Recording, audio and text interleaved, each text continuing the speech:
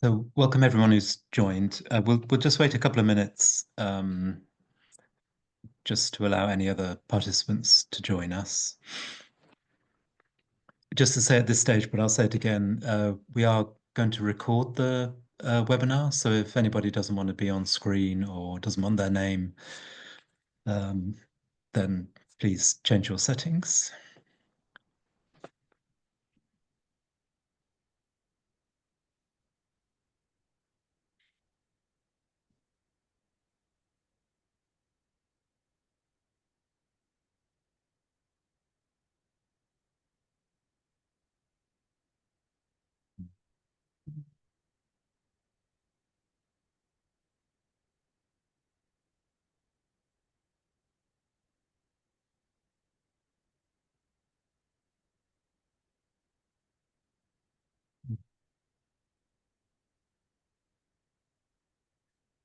Okay, so while we're waiting for anyone else to join, I'll just give a little bit of background to the session, and then that gives as much time as possible to hear from Melissa and from Jonathan. So I'm just going to share my screen.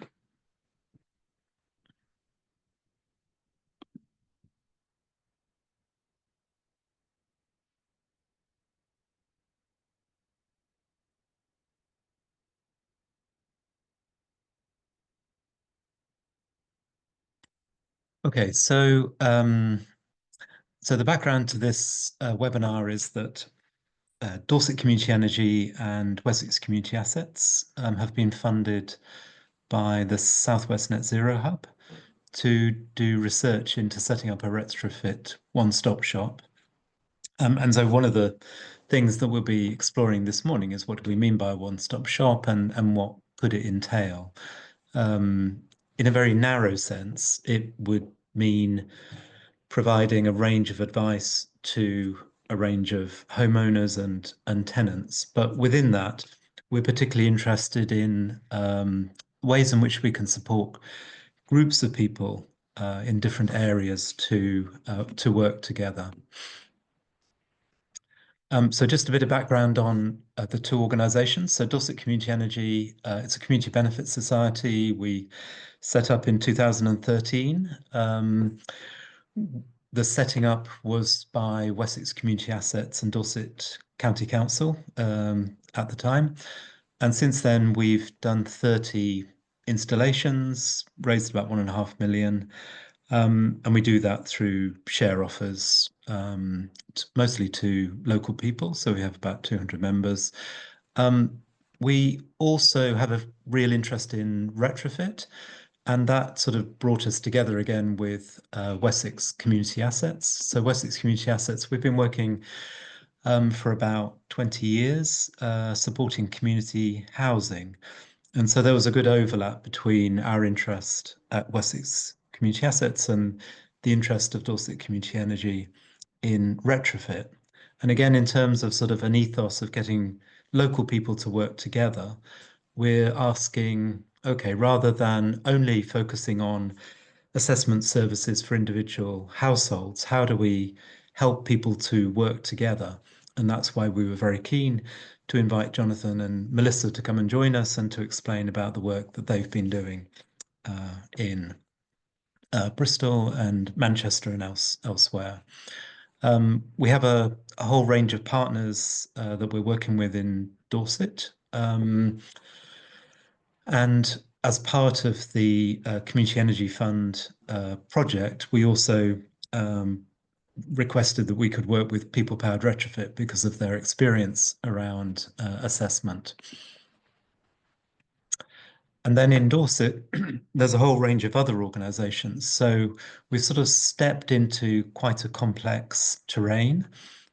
So you have housing associations, you have an organisation called Ridgewater Energy that delivers a lot of the grant-funded schemes to low-income households. You've got the CABs giving energy advice, and then Dorset Climate Action Network also involved in various initiatives. So it's very important for us to find a sort of a gap within that quite complicated terrain. And that's what this series of webinars is helping us to do, and the research that we've been doing. So as I say, when people talk about retrofit, they often just think about this bit in the middle, the need to do sort of building retrofit and energy efficiency installations. But there's a whole set of things that go on around that. And we're particularly interested in this bit around community participation. What does that look like? Where's the good examples? And what might that mean for Dorset? So just to finish and then to introduce Jonathan, I think, who's going to go first. So having sort of done this kind of community engagement and research work over the last 12 months, we have been looking at three sort of overlapping areas for a one-stop shop in Dorset. So the first one is assessment services for what's called willing to pay homeowners. I think the CAB did some research that said there's probably about 4% of homeowners who are willing to pay. So it's still small at the moment. But there's I think about 110,000 houses in Dorset that need retrofitting. So there is a gap there. And then secondly, we're really interested in sort of retrofit collaboration approaches, whereby we can support groups of households who live in similar house types and provide them with advice and training. And so as part of our partnership with People Powered Retrofit, we've been beginning to do very in-depth assessments of particular house types. And that could then be provided to groups of households to support them in their work. And then thirdly, we've been talking with Dorset Council about the possibility of taking on empty properties that they've acquired and to set up both vocational training programs and also sort of training for these community housing groups as well. So those are the three elements that we're looking at. Obviously, we're just at a research phase, and Jonathan and Melissa are a lot further down the road. So for us, it's really, it's great to have them both to share what they've been doing.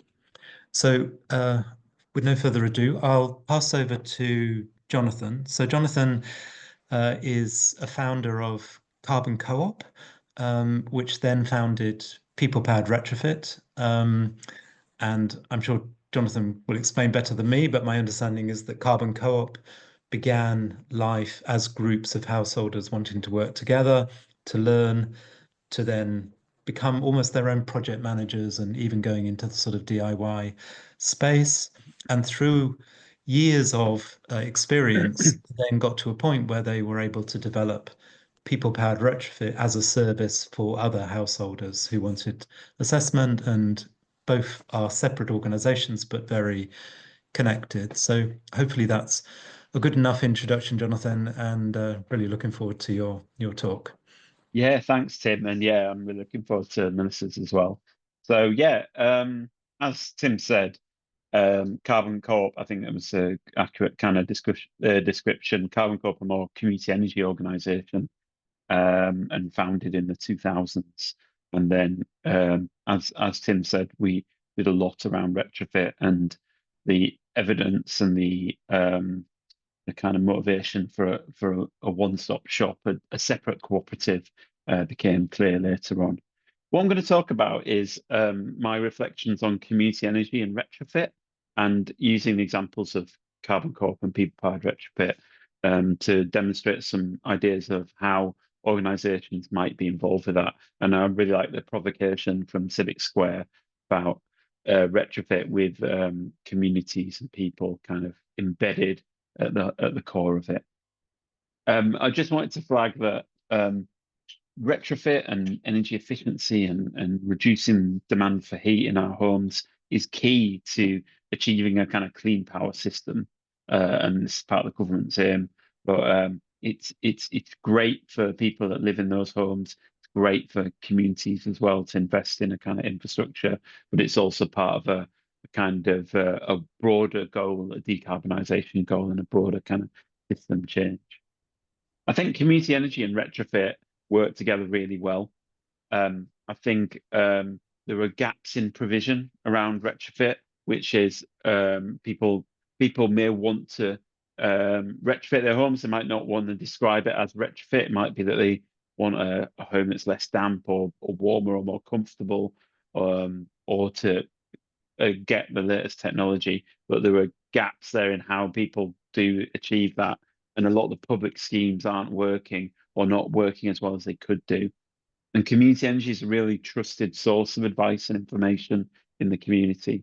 There are challenges though, for organisations like in Wessex, in Dorset, around access to that technical expertise. It can be quite a high bar to achieve, finding the right kind of staff, finding business models that work, and that's been a real part of this Community Energy Fund project.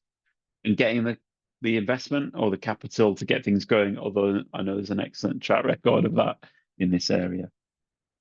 I also think there's a bit of a dynamic here that basically the more ambitious you want to be in terms of like the more involved in retrofit, it requires more technical expertise. There's more risk and more cost, you know.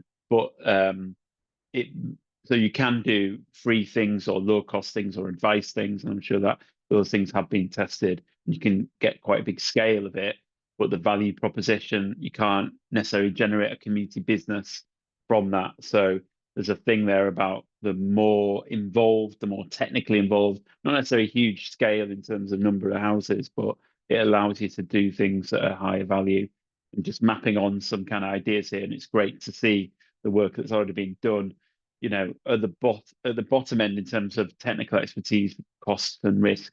You know, you've got energy advice, you're providing signposting recommendations, then a bit more involved like draft proofing, either advising or doing or training, DIY approaches, thermal imaging.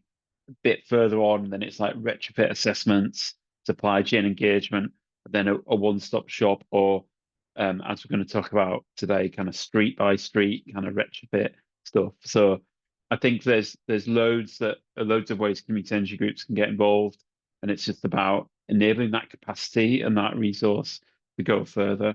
And things like CEF are really great for that. So with Carbon Co-op, we've got 350 members. We were formally constituted in 2017. We've got 2011, sorry. We've got 17 members of staff. We're there to empower people and communities to participate in the clean energy transition, not just as kind of stakeholders, but as, you know, as owners and managers of that process. It's about a holistic approach to energy. And we have principles hardwired into our governance around deep retrofit, around energy justice, and around collective action. And we're actually, as a staff team, judged against that by our members. So we have to report on how we're achieving those things.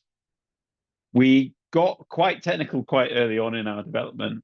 And we were doing project stuff in the 2000s, but yeah, after constituting, we quite quickly developed an assessment method, basically to help people understand how and what to start with to retrofit their homes, where to go to first. And that's the assessment we still use now.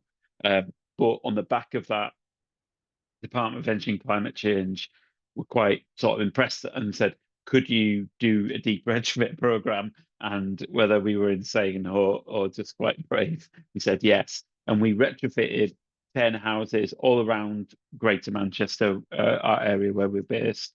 And we were able to use 0% interest loans, which are now through Lendology, which is a good tie-in now. We were also able to use a bit of eco, and householders put their own money in as well. We procured the scheme on behalf of the householders, found a contractor, did the design. It's incredible project. Average work costs about £40,000, but huge impacts, about £1,000 a year energy savings. So yeah, and that really got us going. More latterly, we've been involved in things, the local energy advice demonstrator. I know that there are ones all over the country as part of this program. We're doing Energize Manchester. The other end of the scale is really nuts and bolts energy advice in people's homes, in their communities, and really getting down into, yeah, through friendship networks and social networks and such. Okay, so we do that kind of thing. I want to talk about an area-based approach or a place-based approach to retrofit, because this is that collective action thing. So the idea of an area-based approach is, if you see at the bottom, multiple houses together, you have an intermediary, and I believe Melissa's going to talk about similar kind of project in Bristol, but in this case, it's carbon co-op. And what we're doing is aggregating things. We're aggregating finance, we're aggregating design, we're procuring a contractor, in this case, a social enterprise contractor, B for box. We're working with local institutions to get people to sign up. And what we're doing is presenting like a package, an option to householders in a specific local area. Say, here's a standardized retrofit package. You can opt into it if you want. That we've got the design, we've got the contractor, we've got a package of finance, which in this case includes loans, again, 0% interest, some grant that's available, and some householders putting in their own money as well. So I think this is there's so much potential with this kind of approach. You can not only think about individual householders, but think about collective things like broader community things, the streetscape and that sort of thing. But by aggregating as well, you can invest in. So the contractor here is invested in a apprenticeship program as part of the scope of works, because they can go from house to house and they've got a certain number. On this project, this is live at the moment in South Manchester in Levenshulme, got 5 houses together in the first phase. The involvement, the process has been the other thing we've been able to do, just to say, is involve householders in the process of design.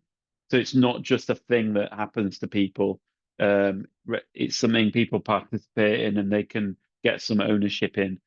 So they were visiting other householders who had a retrofit in that earlier scheme. In fact, on the right-hand side, there's the project architect involving them in the process and helping them make some design choices. One of the things I love is the fact that they've chosen really bold colours for the external wall installation here. So, and that's gone through planning, which has been fantastic. But these are visually different houses, but they're bold about it. It's not a kind of like excuse thing. It's a really good thing. And yeah, lots of different things. I did have some pictures of the contractors, but unfortunately, I think I've taken that slide out. But involving the contractors in early stage on that previous project, the Go Early one, a number of years ago, what we did there was we designed the work and then we got a contractor on board. And although the work was good and we were happy with the end results, it was not a good process because the contractor had slightly different values, coming from a slightly different place, and did what often contractors do and try and kind of claw back some of the fee later on. In the current project, we've worked with B4Box, social enterprise contractor, and we did a negotiated tender with them very early in the process. So the designers worked with the householders, but they've also been able to work with the contractors as well. So we've gone for more natural materials and more high quality stuff. We've been able to have that discussion about how things will work on site. So yeah, I'm sure Miss will talk about more about area-based stuff, but we think this is the future, and there's some promising signs from government that they agree, and in a forthcoming warm home strategy, we'll see a similar thing. So yeah, from Carbon Corp, the lessons were building that technical expertise stepwise throughout our development, partnerships, and in-house, offering that services that people are up for paying for or will fund, and identifying what's unique about the Carbon Corp way and just telling people about that.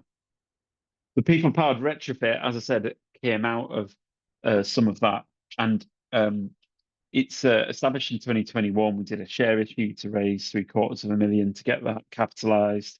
350 members, 14 members of staff, and we call it a one-stop shop for retrofit. So it's an end-to-end service, not a physical shop, sadly, but it's an end-to-end service, meets the needs of householders, and we also engage with supply chain development and training. I think why we did this. So we've still got carbon court. We're still doing collective area-based, place-based schemes. We also do quite a bit on energy advice, as we've seen, and like fuel poverty as well. With this, we created like a more of a trading social enterprise that could meet the needs of householders who wanted to retrofit their homes and didn't know where to go.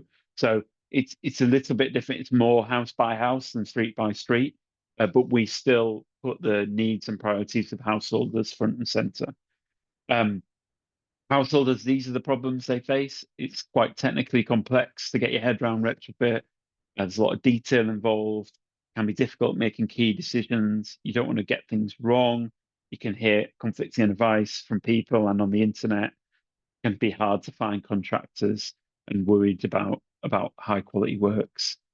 So a retrofit service, as we designed to meet those needs, is it's a trusted single point of contact through that works. We have an advisor who can help them through the process. We do the assessments, and we have a detailed design service with technical specifications again to kind of lock in quality there. Yeah, we've been going, as I said, 3 years trading. We've worked with 250 clients, and we've got about 40 in the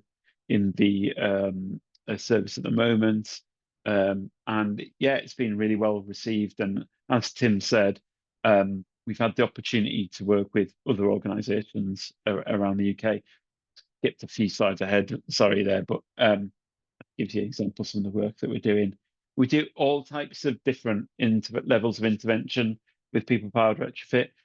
Some of it's like one or two kind of improvements. Maybe it's just loft and floors, something to aid a heat pump going in there.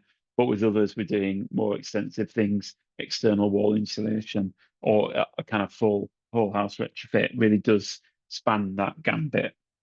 And just to highlight this is the different stages that we take people through. On the left-hand side, it's kind of advice, having an assessment, sending a surveyor to someone's house, giving them a suite of options on what they could do, whether it's that simple thing or going more complex. And then a look across the top of the stages of a project of a retrofit project where we support people with on-site work and afterwards. But there's a branch there where some people just go for specifications and they just want to take the standard specs and go to their own contractor, and others still will just be working with an architect and we'll just review their work. So there are different options and different routes through. Yeah, and as I said, we're working with different organisations across the UK, like Changeworks up in Edinburgh, Bath, and Centre for Thermal Energy in Bristol, and Exeter Community Energy. So we've got a real gambit here, and there's a number of organisations that are looking to or are delivering these services in their part of the UK. Again, kind of emphasising this thing about community energy organisations with their local focus and trusted kind of intermediary basis. So some learning, yeah. I mean, for the one-stop shop, it's been really client focused and talking lots to people and kind of building that insight. The mapping and the research we did in the lead up was really crucial. We've been iterative and flexible. Our approach has changed through that kind of 3 years. We've built our technical expertise. We've tested and piloted, started small, but then grown. And I think getting trading as soon as possible is the advice I'd give to people, because then it shows you that there are people willing to kind of put their hands in the pockets for this kind of service anyway, and being collaborative and being open to things. So yeah, thank you very much. And yeah, I think Melissa's going to talk, and then happy to take questions. That's great. Thank you very much, Jonathan. Yes, so if anybody has any questions for Jonathan, please put those in the chat, and we can follow up. But now I'll introduce Melissa. So I know Melissa, we had a common interest in community-led housing, and We Can Make in Knoll West in Bristol has done some really innovative work around gentle densification. I think is the phrase of finding places in Northwest where it's possible to build community-led housing. Um, and it's really interesting that the organization has then also, and not surprisingly in a way, but got involved in retrofit as well, and has been doing some really interesting work over the last, I suppose, couple of years. Melissa might tell me wrong, in this space with a whole range of partners and exploring this question about how do we get people working together in their neighborhoods, in their streets, to address this issue of retrofit. So, Melissa, I don't know if that's enough of an introduction, but perhaps I can pass over to you. No, that's great. Thank you for that. And feel slightly intimidated coming after Jonathan because you've done so much. And we're definitely at the beginning of our journey around retrofit, but hopefully that can be useful in different complementary ways to the deep technical know-how and delivery know-how that Jonathan's got, which is kind of cool. Yeah, so as Tim introduced, we're a community land trust based in Bristol, and we've got our own little neighbourhood factory where we use biomaterials and digital fabrication kits to make the homes locally. And I think it's interesting about how we've come to retrofit. Like we've got quite a broad idea of what retrofit is, and not just about kind of heat pumps or insulation. But very much thinking about retrofit as a way, how do we adapt our homes, streets and neighbourhoods to better meet the needs of how we want to live better today, and the needs of the planet. So as Tim mentioned, we've got this gentle densification kind of approach where we would call this retrofit of, putting in additional kind of homes where we can fit them into the existing fabric so you could get more from existing housing stock. And supply the type of homes that people need at a point of need. So this is one of her first homes that we've delivered, which is Tony and her daughter Amancia, who live in this home here, previously living in overcrowded conditions in her parents' council house. But this kind of gentle densification we would call kind of retrofit as well.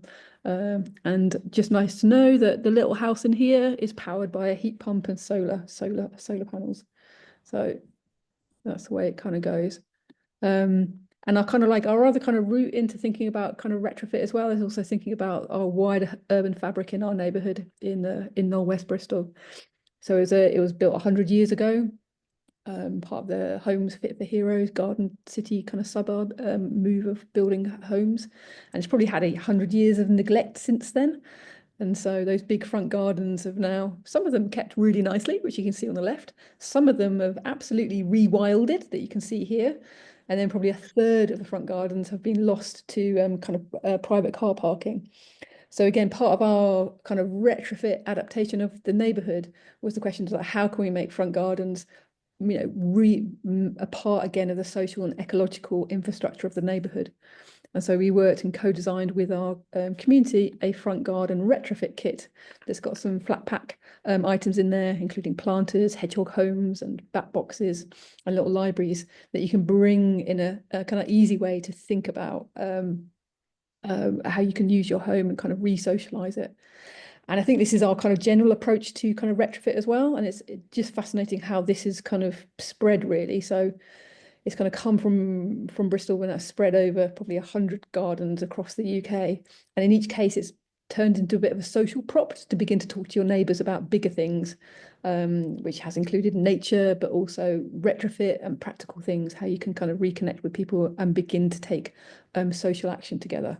So it's kind of slightly an unusual kind of way into retrofit, but it's very much informed our practice about how we're approaching more conventional retrofit. And I guess our kind of frustration about how retrofit feels at the moment, that if you're a council tenant or social housing tenant, it feels like retrofit is a bit of a top-down technical fix that's done to you. And then if you own your own home, then well, it just feels really lonely and confusing maze that you're lost in and really quite overwhelming. And if you're a private renter, oh my gosh, you're not even anywhere, not even on my slide. I mean, that's bad, isn't it? But our kind of mission that we can make is like, how could retrofit feel a bit more shared, a bit more collective, a bit more open? And how do we put the infrastructure in to help support that? And then we've been part of a really nice kind of coalition, kind of ecosystem at national level involving Civic Square, Dark Matter Labs, National Retrofit Hub and others, trying to think about how can we get that more collective, open approach to retrofit that doesn't feel scary. So we did a nice festival kind of 18 months ago or so, looking at different approaches to how you could do this stuff and try and get really hands-on with all these materials and tech and stuff and really talk about it in a human way. And that's been really foundational for us, again, about how we approach this and trying to think about how retrofit can feel like a social movement or a campaign that you kind of want to join in. And then we begin to take this into actual kind of practical action. So I think we're quite lucky. We kind of are part of two big research and development projects that have been funded by Innovate UK and the Arts and Humanities Research Council. And I think this is interesting for how we've approached retrofit, because with R&D money, we got a bit more freedom to try things out in different ways. I mean, as you can tell by this slide, there is a lot of complexity with it as well, because there's a lot of different organisations to kind of bring together and kind of work around universities, industry and councils and others. But you're not as tied with some of the rules about what you can and can't do with government money and funding for retrofit, which does constrain quite a lot and separates off council house people from homeowners and kind of fragments kind of retrofit action. Whereas within this R&D project, we've been able to kind of like bring things together much more. So we've been developing a biomaterial retrofit demonstrator street in our neighbourhood of Knoll West. And it's real kind of feels like typical of a lot of places, and it's got mixed ownership. So the darker grey are the ones that are still in council ownership, and then the white ones are ones that have been are home owned through right to buy.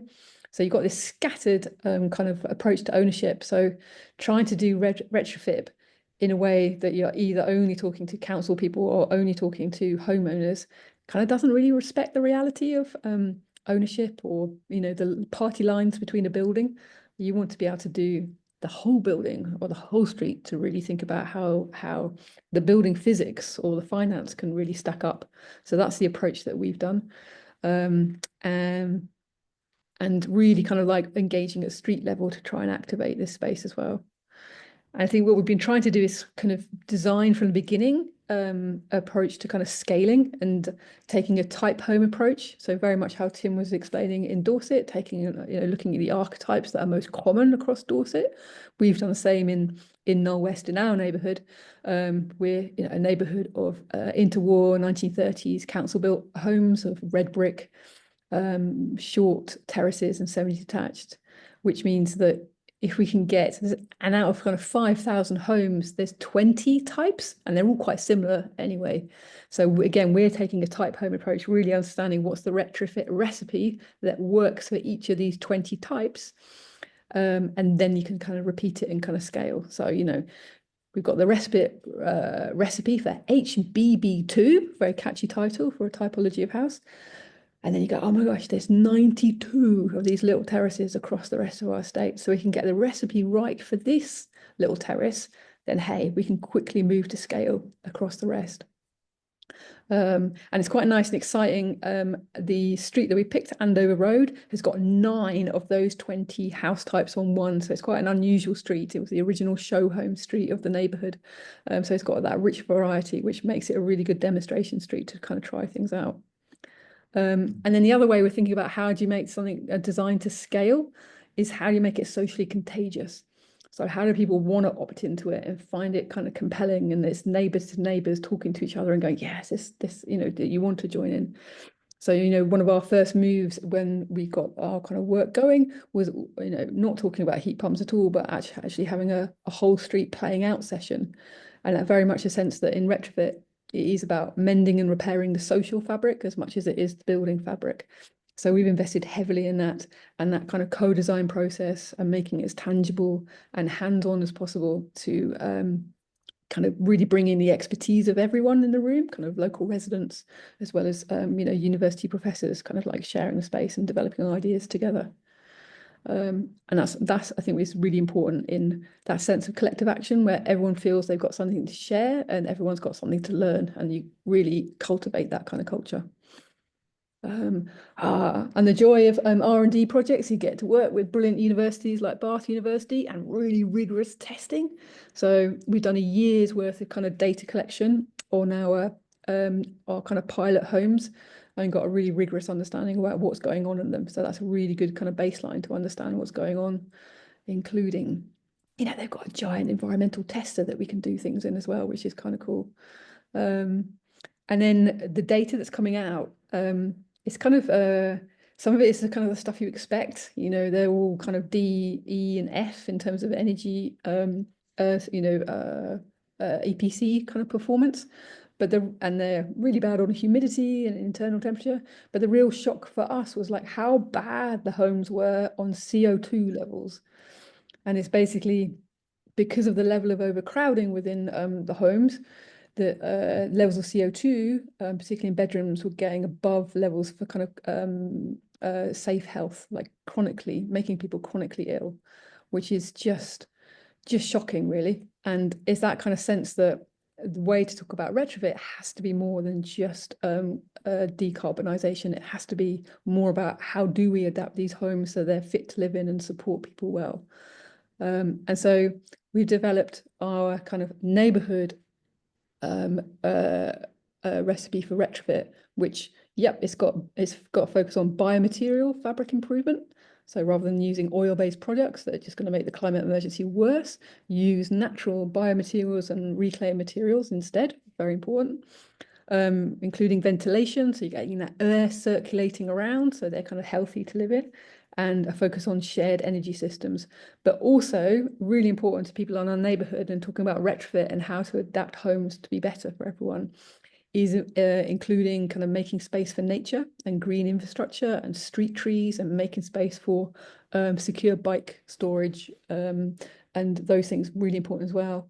And then finally thinking about what we're calling spatial retrofit, so adapting the homes so they are better fit for people to live well in. So it's really interesting. Our kind of the basic kind of structure here is like each of these council homes are 3-bedroom, 1-bathroom, and under current space standards, but with a little bit of internal reconfiguration and a modest extension, you can change these modest homes into 4 or even 5-bedroom, 2-bathroom council homes, which is absolute kind of game changer in terms of people's kind of quality of life. And these are the people who are never going to get a bigger house off the council waiting list. And it is that effort to try and get more value from the existing housing stock in a really smart way. And it really brings that kind of climate crisis and housing crisis together. And then I think, Tim, in part of your publication was like, how do you get this to work for local economic development? And, you know, we're very focused on how do you kind of localize the production of homes and retrofit to create community wealth. So we've designed it so the extensions and some of the retrofit components can be locally made in our factory. So that means training local people to make those things. And then you can begin to get quite future-facing kind of products out there made in the neighbourhood, which we think is an important part of what retrofit could be. And then this is the kind of the overall work. So we're going to be doing 6 homes in June, starting in June this year, which is very exciting. So this is the overall with the spatial extensions. And then also what I think is really interesting is that because we're taking this type home approach, it's almost like triage to mend the homes. So there's a couple of kind of key details, kind of faults in the eaves and the roof, and with the internal wall insulation, that are basically making all of our 5,000 homes into mold making machines. But with a bit of intervention, or like really smartly targeted on these, you could actually get a really effective fix at scale for these homes. So we're quite excited about taking this kind of approach, like the deep retrofit to address some of those bigger needs around kind of housing crisis, and then a triage approach really honed to the particular needs of our type homes. And then the other kind of like thing on community wealth building and agency building is how do we do the skills development at the neighbourhood level as well. So we're doing a couple of things around this. So we've developed a neighbourhood trade school programme, which has been super popular. Kind of 40 people across the neighbourhood have just completed their power tool training module, and they've just started their natural materials module. And I think what's been really powerful about this is kind of learning DIY tools, which is kind of like adjacent to kind of retrofit. The huge growth in how people have got a sense of agency, that they have control of their home and they feel they can actually do something, is kind of like then transfers and enables bigger conversations about bigger things to happen on the home and streets in terms of retrofit and energy production and other things. And what we're keen to do is to develop this in terms of making kind of retrofit jobs available and accessible to people in our neighbourhood. You know, we've got a lot of kind of single sole traders and small traders who are pretty much shut out of retrofit works at the moment because they're dominated by big firms and big contractors.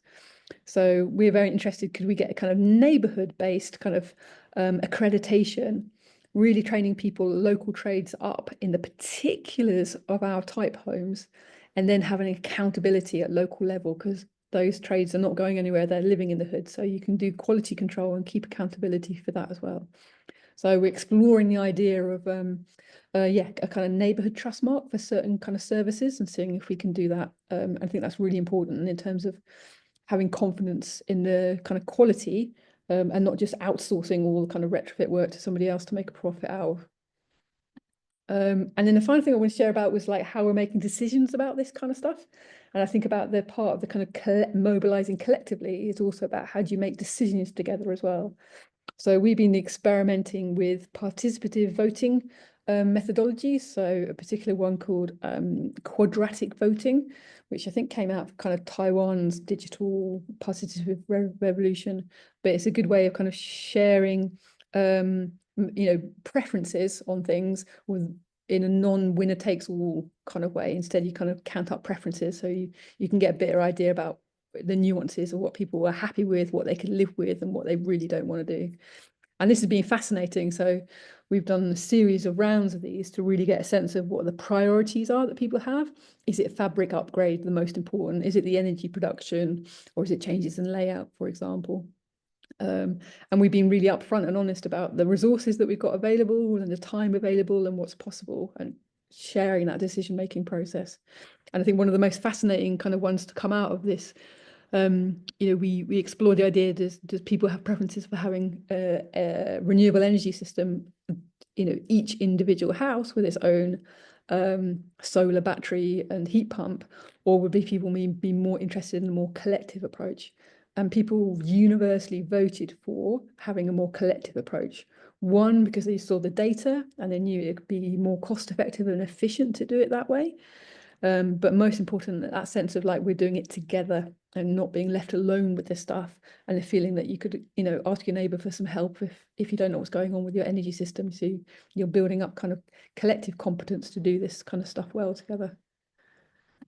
And yeah, that's where we kind of are at the moment with our retrofit adventures. Wow.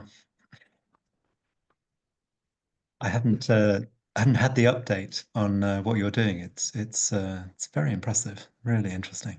Thank you.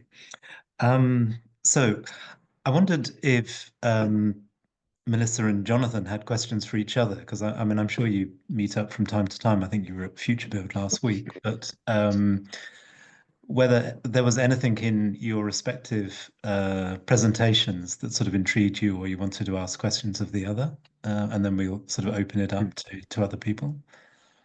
I'm just really bowled over by the work Melissa's doing, because I think that that holistic kind of community-based, but that sort of makes it sound, it's like all different elements and all different approaches. I think it's so amazing. Yeah, I'd love to know about that balance around the retrofit design work that you're doing between the nature-based materials versus the kind of the things that either can't be made, like heat pumps or whatever, or where the compromises are and what the trade-offs are. I'd love to know about that sort of thing. Yeah, I mean, there's there are lots of kind of trade-offs. Not everything can be sourced or locally or grown locally, so you have to make some kind of choices, and like, you know, budget comes down to these things as well. But I think it's also that sense that there are different rules that approach whether you're whether it's kind of social housing council stock or whether it's privately owned, and the rules on these things, it's kind of like it's really weirdly tightly restricted on one side and like really kind of paralyzing in terms of what you can use, and then on the other side it's the absolute wild west of like anything kind of goes, and like both of them are really deeply kind of problematic. So I think an enormous amount of our time has been spent tracing down little different weird warranties and loops of kind of policy and procedure to try and find where we can actually use bio-based materials on everyone's, so that everyone can have the same level of confidence and the quality.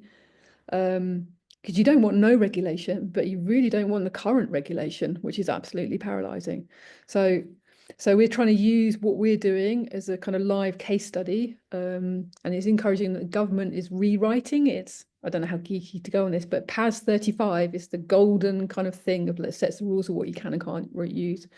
But government's currently agreed to kind of rewrite that, and particularly with the respect of how biomaterials show up in that.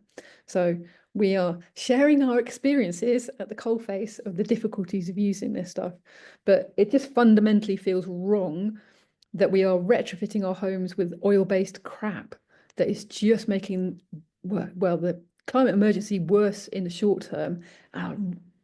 If you feel those products, they don't feel right. And I also have to say, like, you know, having gone into depth about those internal wall cavity insulation of what people have been stuffing down there for the last 100 years, oh my gosh, that is what is failing the world. So so getting it right really matters. But yeah, using some biomaterials with low embodied carbon just feels like that should be the right thing to do. But yeah, yeah, it's an interesting moment, definitely. But, Just on that, just a shout out for the webinar next week, our last webinar, which is with Tom Graham, who's a builder who uses natural products, and Stephanie Crombie, who's an architect, and they're both part of the Architects Climate Action Network Natural Materials Group. And actually, one of the kind of things that we'll be exploring there is this challenge of materials versus products. So like, you know, Tom is always saying, I've got to use the best possible materials. And Stephanie's saying, yeah, but as an architect, I can only specify products that have, you know, certain stamps on them. And how do we sort of bridge that? So I think that'll be a really interesting webinar next week. Any James, other? I'm allowed to ask a question. Like, really fascinated by Jonathan and your experience of setting up training delivery programs as well, and how you managed to get all the, you know, the warranties and the, you know, certifications and all the systems into that to still make it open and participative. That is a brilliant thing. Yeah.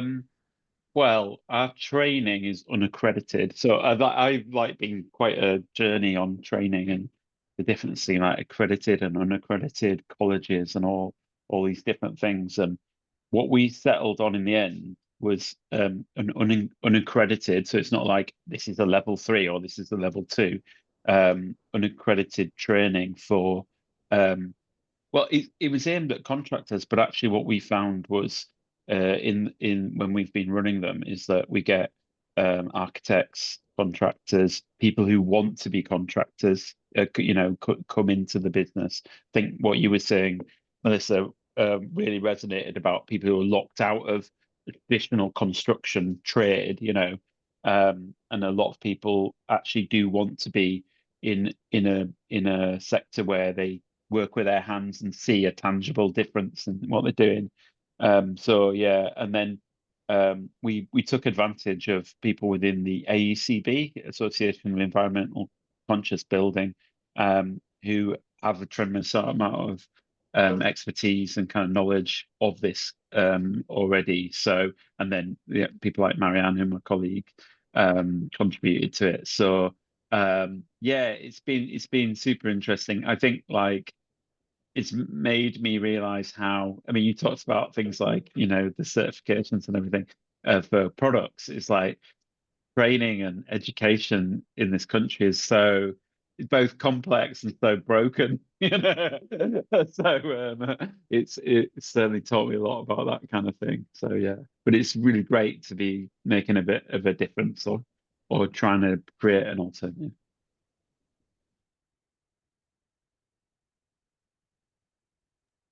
Sorry, I just muted.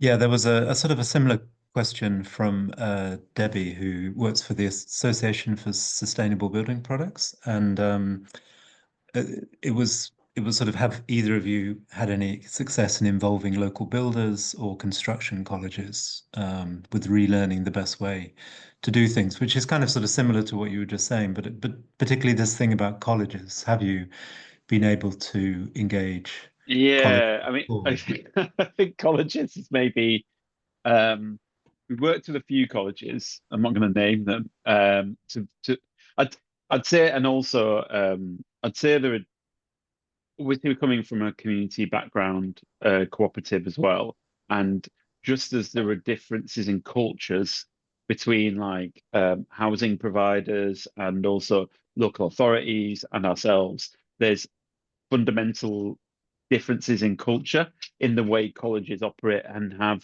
operated for many years, and the business model that they operate within. And it just makes it very challenging to do multi-skill, where you're engaging in different kind of skills that are for retrofit, and then the funding environment that they exist within as well. So we have worked with a few colleges, but we have found it really challenging to make it work long term. And I think and just seeing Debbie's message, we engage a lot with the existing supply chain who are already doing work in homes to help them upskill. We engage with new people that want to come into the sector to give them the basis for kind of doing that. And we engage a little bit with colleges, but it's more those other two areas. I don't know about Melissa, your experience of this, of Yeah, colleges and such. we haven't worked directly with colleges yet. We're just opening that conversation at the moment. But I would give a shout out for Civic Square, and they've got a program called Rebuilders at the moment, which is working with one of the main colleges in Birmingham at the moment.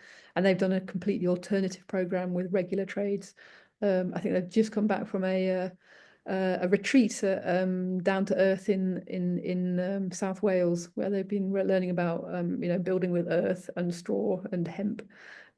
So yeah, I would definitely check them out as a way to kind of maybe a different way to do things.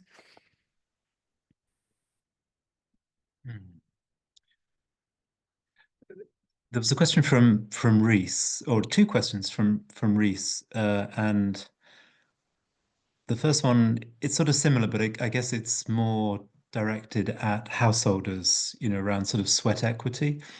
I don't know if that sort of relates to, Jonathan, your experience with Carbon Co-op.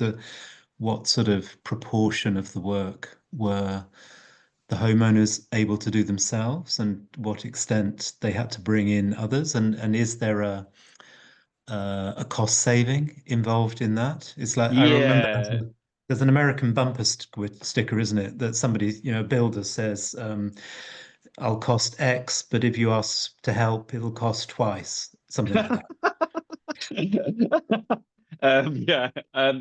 I think like that's a lot of people say what's similar to PPR and Carbon Co-op.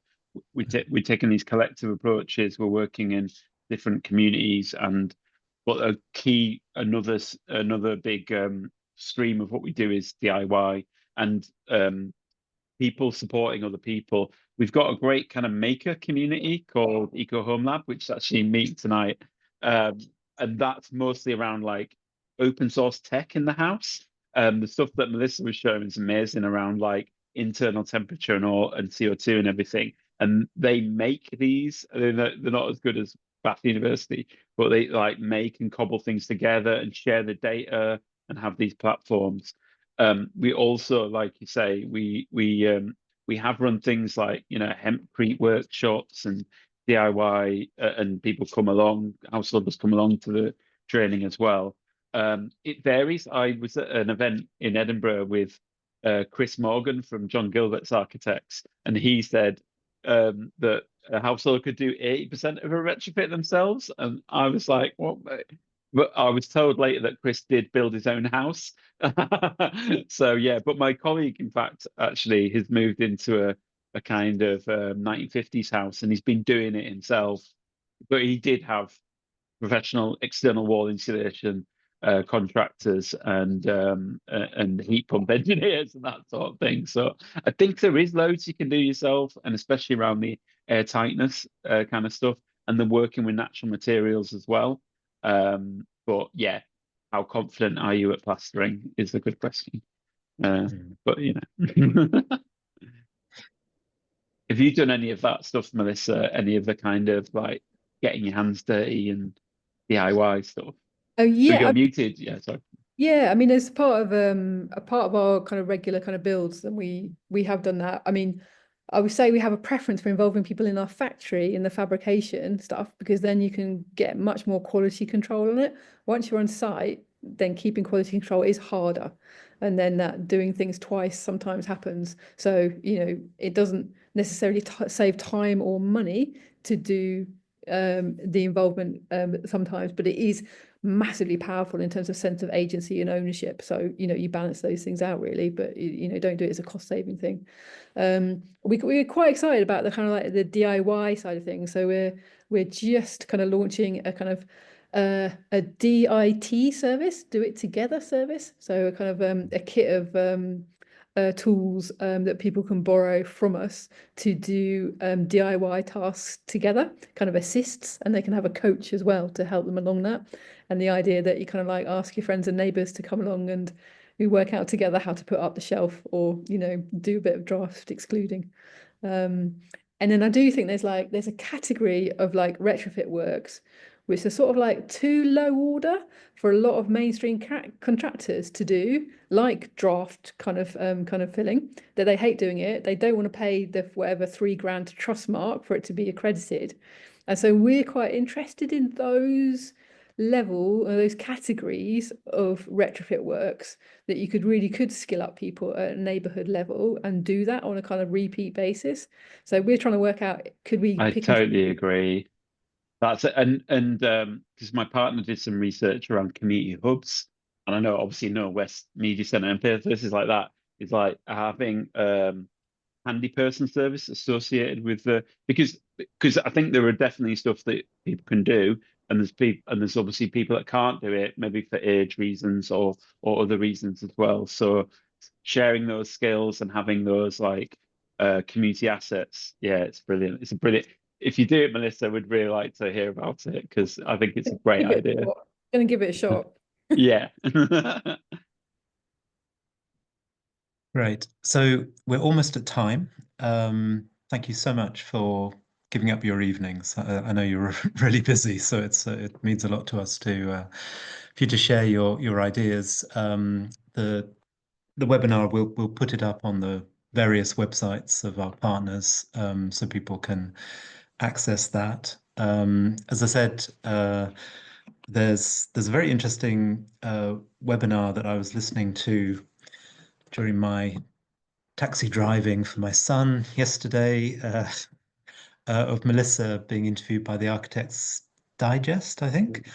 I really was interested in this thing of taking houses in Knoll West, which, as I say, are similar to one of our estates in Bridport, and adding, as part of the retrofit process, adding a bathroom or adding a bedroom. I'm really interested in that, and the way that that process could actually be a way in for some people to think, oh, actually, I can do both at once, you know, rather than, you know, one or the other.